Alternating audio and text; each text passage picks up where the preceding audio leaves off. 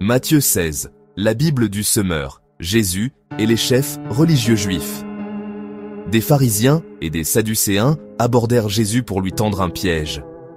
Ils lui demandèrent de leur montrer un signe miraculeux venant du ciel.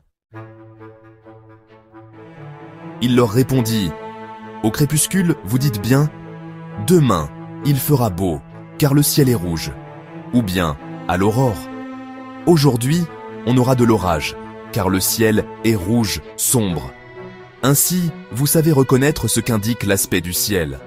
Mais vous êtes incapables de reconnaître les signes de notre temps.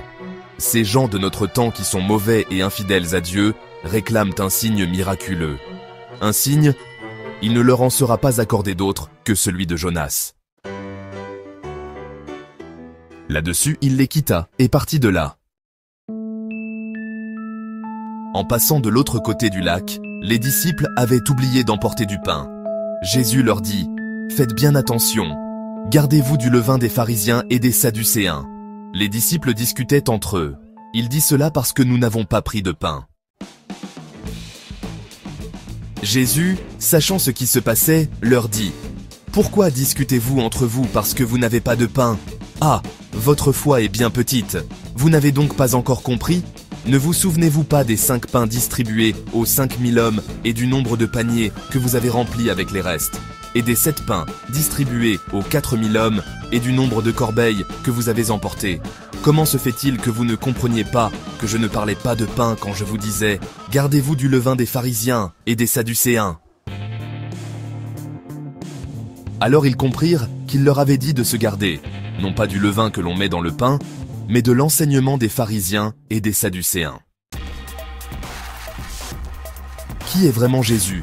Jésus se rendit dans la région de Césarée de Philippe. Il interrogea ses disciples. « Que disent les gens au sujet du Fils de l'homme? Qui est-il d'après eux ?» Ils répondirent. « Pour les uns, c'est Jean-Baptiste, pour d'autres, Élie, pour d'autres encore, Jérémie ou un autre prophète. » « Et vous ?» leur demanda-t-il. « Qui dites-vous que je suis ?» Simon-Pierre lui répondit. « Tu es le Messie, le Fils du Dieu vivant. » Jésus lui dit alors. « Tu es heureux, Simon, fils de Jonas, car ce n'est pas de toi-même que tu as trouvé cela. C'est mon Père céleste qui te l'a révélé.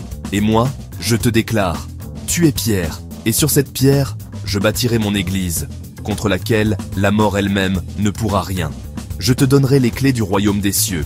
Tout ce que tu interdiras sur la terre sera interdit aux yeux de Dieu, et tout ce que tu autoriseras sur la terre sera autorisé aux yeux de Dieu. »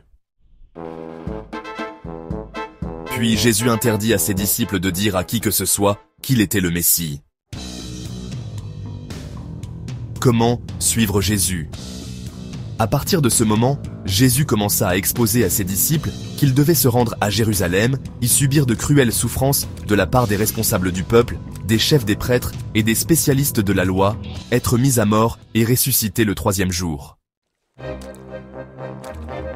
Alors Pierre le prit à part et se mit à lui faire des reproches. « Que Dieu t'en préserve, Seigneur, cela ne t'arrivera pas. » Mais Jésus, se retournant, lui dit « Arrière, Satan, éloigne-toi de moi. Tu es pour moi un obstacle, car tes pensées ne sont pas celles de Dieu. Ce sont des pensées toutes humaines. » Puis, s'adressant à ses disciples, Jésus dit « Si quelqu'un veut marcher à ma suite, qu'il renonce à lui-même, qu'il se charge de sa croix et qu'il me suive. Car celui qui est préoccupé de sauver sa vie la perdra, mais celui qui perdra sa vie à cause de moi la retrouvera. Si un homme parvient à posséder le monde entier, à quoi cela lui sert-il s'il perd sa vie? Et que peut-on donner pour racheter sa vie? Le Fils de l'homme viendra dans la gloire de son Père, avec ses anges, et alors il donnera à chacun ce que lui auront valu ses actes. Vraiment, je vous l'assure, plusieurs de ceux qui sont ici ne mourront pas avant d'avoir vu le Fils de l'homme venir comme roi.